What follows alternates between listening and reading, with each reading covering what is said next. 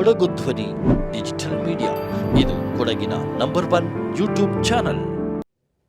ವೀಕ್ಷಕರೇ, ಇವತ್ತು ನಮ್ಮ ಗಿರಿಜನ ಮುಖಂಡರಾದಂಥ ಪಂಕಜ್ ಅವರಿದ್ದಾರೆ. ಈ ಒಂದು ವಿಶೇಷ ಕಾರ್ಯಕ್ರಮದಲ್ಲಿ ನಮ್ಮ ಜೊತೆಗೆ ಭಾಗವಹಿಸಿದ್ದಾರೆ. ಮೇಡಮ್, ಕಾರ್ಯಕ್ರಮಕ್ಕೆ ಸ್ವಾಗತ ಮಾಡ್ತಾ ಇದ್ದೀನಿ. ಮೇಡಮ್, ನಮ್ಮ ಏನು ಗಿರಿಜನ ಸಮುದಾಯ, ವಿಶೇಷವಾಗಿ ಯುವಕರು, ಇವತ್ತು ತಮ್ಗೆ ನೋಡಿದಾಗೆ ಸಾಕಷ್ಟು ಸಂಖ್ಯೆಯಲ್ಲಿ ಪೋಸ್ಕೋ ಕಾಯ್ದೆಯಲ್ಲಿ ಜೈಲು ಸೇರೋಂಥದ್ದು ನಡೀತಾ ಇದೆ. ಮೇಡಮ್, ಇದನ್ನು ಹೆಂಗೆ ನಾವು ಅವಾಯ್ಡ್ ಮಾಡ್ಬೋದು ಅಂತೇಳಿ? ಇತ್ತೀಚಿನ ದಿನಗಳಲ್ಲಿ ಅದು ಹೆಚ್ಚಾಗಿದೆ. ನನ್ನ ಅನಿಸಿಕೆ ಏನಂದರೆ, ಅವರು ಶಿಕ್ಷಣದ ಕೊರತೆ ಇದೆ. ಹೆಚ್ಚಾಗಿ ನಮ್ಮ ಮಕ್ಕಳು ಶಿಕ್ಷಣದತ್ತ ಮುಖ ಮಾಡಬೇಕಾಗಿದೆ, ಓದ್ಕೋಬೇಕು. ಅದ್ರ ಜೊತೆಗೆ ಏನು ಇವತ್ತು ಸೋಷಿಯಲ್ ಮೀಡಿಯಾ ಅಂತ ಏನಿದೆ, ಅದರಲ್ಲೂ ಕೂಡ ಎಲ್ಲರ ಕೈಯಲ್ಲೂ ಮೊಬೈಲು ಅದು ಇದು ಇರೋದ್ರಿಂದ ನಮ್ಮ ಮಕ್ಕಳು ಎಚ್ಚೆತ್ಕೋಬೇಕು. ಅದ್ರ ಜೊತೆಗೆ ಅಧಿಕಾರಿಗಳು ಗ್ರಾಮ ಮಟ್ಟದಿಂದನೇ ಇದ್ರ ಬಗ್ಗೆ ಒಂದು ವ್ಯವಸ್ಥಿತವಾದ ವಿಚಾರವನ್ನು ನಮ್ಮ ಜಾಗೃತಿ ಮೂಡಿಸುವಂಥ ವ್ಯವಸ್ಥೆ ಆಗಬೇಕಾಗಿದೆ. ಮೇಡಮ್, ಎಳೆ ಮಕ್ಕಳು ಪ್ರೀತಿ ಪ್ರೇಮ ಅಂದ್ಕೊಂಡು ತಮ್ಮ ಜೀವನವನ್ನು ಕಳ್ಕೊಳ್ತಿದ್ದಾರೆ. ಜೊತೆಗೆ ಈ ಕಡೆ ಜೈಲಿಗೆ ಕೂಡ ಒಂದು ಸಮುದಾಯದ ವ್ಯಕ್ತಿ ಹೋಗ್ತಾ ಇದ್ದಾನೆ. ಅವರ ಕೂಲಿ ಕೂಡ ಇಲ್ಲ, ಆ ಮನೆಯ ಸಂಸಾರ ಕೂಡ ಬೀದಿಗೆ ಬರ್ತದೆ. ಇದೆಲ್ಲ ನಮ್ಮ ಸಮುದಾಯ ಅಂದರೆ ಗಿರಿಜನ ಸಮುದಾಯ ಇದಕ್ಕೆ ಭಾರಿ ಪ್ರಮಾಣದಲ್ಲಿ ಅಟ್ರಾಕ್ಟ್ ಆಗ್ತಿದೆ, ಜೈಲು ಸೇರ್ತಿದೆ. ಈ ಕಾಯ್ದೆಯಿಂದ ಸಾಕಷ್ಟು ಸಮಸ್ಯೆಗಳನ್ನು ಕೂಡ ಎದುರಿಸ್ತಿದ್ದಾರೆ. ಏನು ಮಾಡ್ಬೋದು ಮೇಡಮ್ ಟೋಟಲ್ ಆಗಿ ಇದಕ್ಕೆ? ಹೌದು ಸರ್, ಇತ್ತೀಚಿನ ದಿನಗಳಲ್ಲಿ ನಮ್ಮ ಹೆಣ್ಮಕ್ಳು ಇದಕ್ಕೆ ಬಲಿಯಾಗ್ತಾ ಇದ್ದಾರೆ. ನಾನು ಅವ್ರಿಗೆ ಏನು ಹೇಳ್ಬೋದು ಅಂತ ಹೇಳಿದ್ರೆ, ಪ್ರೀತಿ ಪ್ರೇಮ ಅಂತ ಹೇಳ್ಕೊಂಡು ದೈಹಿಕವಾಗಿ ಅವರು ಆ ಒಂದು ವಿಚಾರದ ಕಡೆ ಗಮನ ಹರಿಸದೆ, ಅವರ ಓದಿನ ಕಡೆ ಗಮನ ಹರಿಸ್ಕೊಂಡು ಮನೆಗಳಲ್ಲಿ ಏನಾರು ಆ ಥರ ವಿಷಯಗಳು ಬಂದಾಗ ಪೋಷಕರಿಗೆ ವಿಷಯಗಳನ್ನ ತಿಳಿಸ್ಬೇಕು. ಹೌದು, ತಿಳಿಸ್ಬೇಕು. ಮತ್ತು ಅವರು ಕೂಡ ನಾವು ಚಿಕ್ಕ ವಯಸ್ಸವರಾಗಿದ್ದೀವಿ ಅಂತ ಹೇಳೋದನ್ನ ನಮ್ಮ ಹೆಣ್ಮಕ್ಳು ಮನವರಿಕೆ ಮಾಡ್ಕೋಬೇಕು. ಹಾಗೆ ನಮ್ಮ ಗಂಡು ಮಕ್ಕಳು ಕೂಡ ಮನವರಿಕೆ ಮಾಡಬೇಕು. ನಾವು ಕೊಡಗಿನ ಮೂಲ ನಿವಾಸಿ ಆಗ್ಬಿಟ್ಟು ಇವತ್ತು ನಮ್ಮ ಜನನ ಎಲ್ಲೂ ಕೂಡ ಅವರು ಈ ಥರದ ಒಂದು ವ್ಯವಸ್ಥೆ ಅಡಿಲಿ ಕೆಟ್ಟದಾಗಿ ನಡ್ಕೊಳ್ತಾ ಇದ್ದಾರೆ ಅನ್ನೋ ಸಂದೇಶ ಸಮಾಜಕ್ಕೆ ಬರಬಾರ್ದು. ಮೇಡಮ್, ಇಂತೆಲ್ಲ ಒಂದು ಸಮಸ್ಯೆಯಿಂದ ಒಂದು ಕುಟುಂಬನೇ ಬೀದಿ ಪಾಲಕ್ಕೆ ಬರೋಂಥದ್ದು. ಸರ್, ನಾನು ಕೂಡ ಈ ಥರದೊಂದು ಸುಮಾರು ಕೇಸ್ಗಳಲ್ಲಿ ಫೇಸ್ ಮಾಡಿದ್ದೀನಿ. ನನಗೆ ಅನುಭವ ಆಗಿರಂಗೆ ಒಂದು ತಂದೆ ಮಗ ಹಿಂಗಿದ್ದಾಗ ಅವರು ಕೂಡ ಈ ವ್ಯವಸ್ಥೆ ಅಡಿಲಿ ಮಗ ಜೈಲಿಗೆ ಹೋಗ್ಬಿಡ್ತಾನೆ. ಪಾಪ ಆ ತಂದೆ ತುಂಬ ಕಷ್ಟಪಟ್ಟು ಎಲ್ಲೋ ಒಂದು ಕಡೆ ಮನೆ ಮಾಡಿ ತೋಟದಲ್ಲಿ ಕೆಲಸ ಮಾಡಿ ಆ ಒಂದು ಹಣ ಉಳಿತಾಯ ಮಾಡಿಕೊಂಡು ಜಾಗ ಎಲ್ಲ ತಗೊಂಡಿರ್ತಾರೆ, ಮನೆಯೆಲ್ಲ ಕಟ್ಸ್ಕೊಂಡು ಆರಾಮಾಗಿರ್ತಾರೆ. ಮಗ ಈ ವ್ಯವಸ್ಥೆ ಅಡಿಲಿ ಅವನು ಜೈಲಿಗೆ ಹೋದಾಗ ಅವರು ಈ ಕೇಸು ಅಲ್ಲಿ ಕೋರ್ಟು ಅಂತ ಕಚೇರಿ ಅಂತ ಅಲ್ದು ಲಾಸ್ಟಿಗೆ ಅವ್ರಿಗೊಂದು ಅಟ್ಯಾಕ್ ಆಗುವಂಥ ಸಂಭವ ಕೂಡ ಆಗಿದೆ.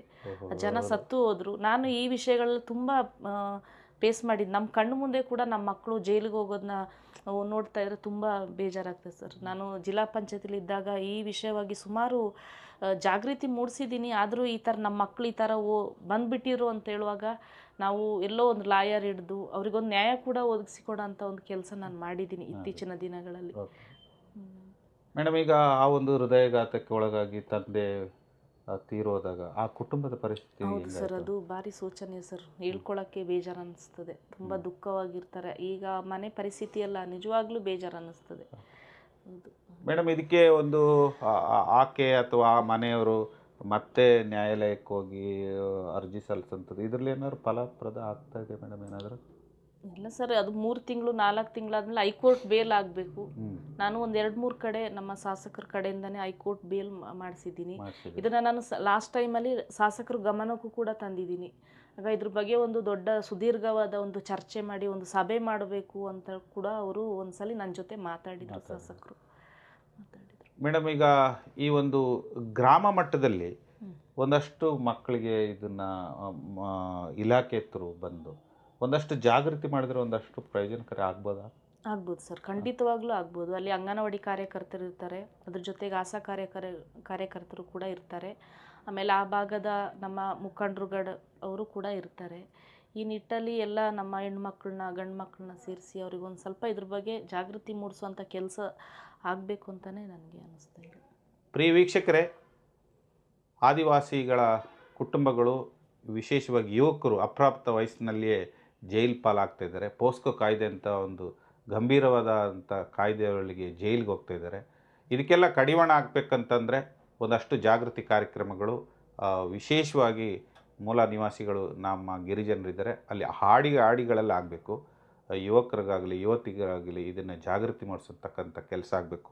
ಇಲ್ಲದೆ ಹೋದರೆ ಸಾಕಷ್ಟು ಪ್ರಮಾಣದಲ್ಲಿ ಇದರ ನೋವನ್ನು ಆ ಕುಟುಂಬ ಅನುಭವಿಸಿದಂತಾಗುತ್ತದೆ. ಈ ನಿಟ್ಟಿನಲ್ಲಿ ಜಿಲ್ಲಾಡಳಿತ ಆಗ್ಬೋದು, ಅವರ ಇಲಾಖೆಗಳಾಗಿರ್ಬೋದು, ಜನಪ್ರತಿನಿಧಿಗಳು ವಿಶೇಷವಾಗಿ ಜಾಗೃತಿ ಕಾರ್ಯಕ್ರಮವನ್ನು ನಿರಂತರವಾಗಿ ಮಾಡೋದ್ರಿಂದ ಒಂದಷ್ಟು ಫಲ ಸಿಗ್ಬೋದು. ಈ ಒಂದು ವಿಶೇಷ ಕಾರ್ಯಕ್ರಮದಲ್ಲಿ ಪಂಕಜ್ ಅವರು ಸಾಕಷ್ಟು ವಿಚಾರಗಳನ್ನು ನಮ್ಮ ಜೊತೆಗೆ ಹಂಚಿಕೊಂಡಿದ್ದಾರೆ. ಕಾರ್ಯಕ್ರಮದ ಅಂಗವಾಗಿ ಧನ್ಯವಾದ.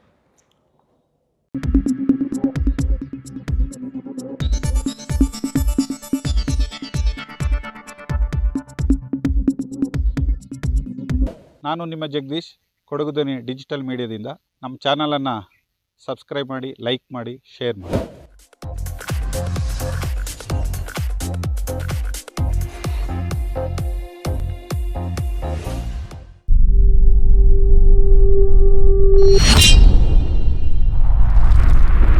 ಕೊಡಗು ಧ್ವನಿ ಡಿಜಿಟಲ್ ಮೀಡಿಯಾ ಇದು ಕೊಡಗಿನ ನಂಬರ್ 1 ಯೂಟ್ಯೂಬ್ ಚಾನಲ್.